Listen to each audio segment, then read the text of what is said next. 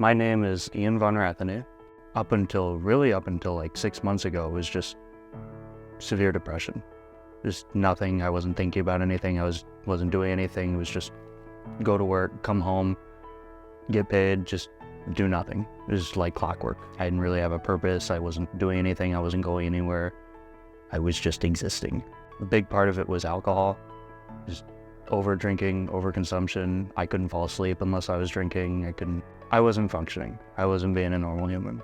I first heard the gospel through a friend at work. There was no indication that I was ever going to have any sort of God or Christianity in my life. And then one night I just got a message that was just, there is a God in heaven. He loves you. He wants to have a relationship with you. And at this point in my life, I had never even, I'm not anti-religious, but I had never considered God or religion to be an option. But I heard this and some kind of switch flipped in me. Maybe I'll see what this is about. I'll give it a go. I'll see where it'll take me. And after that, I had started reading the Bible. A few weeks later, I started coming to church here. I started praying more and my prayers were being answered. It was almost like God was screaming at me in my face, like, hey, I'm here. I'm listening to you. Wow, this is real. And this is happening, and there is a God, and he's here for me. June 9th was just a normal night. Up until this point, I mean, even every night at work, I'd be listening to podcasts, sermons, preaching.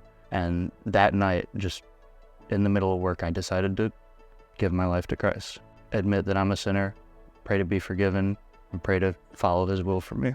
Now that I've given my life to Christ, I've stopped drinking. It was a bit of a rough start, but I've been clean for a while now, and it feels great to just not be relying on it anymore.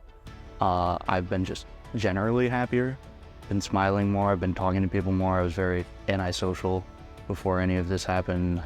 I find myself just going out and doing things, just talking to people, hanging out, which is fantastic to just start connecting with people.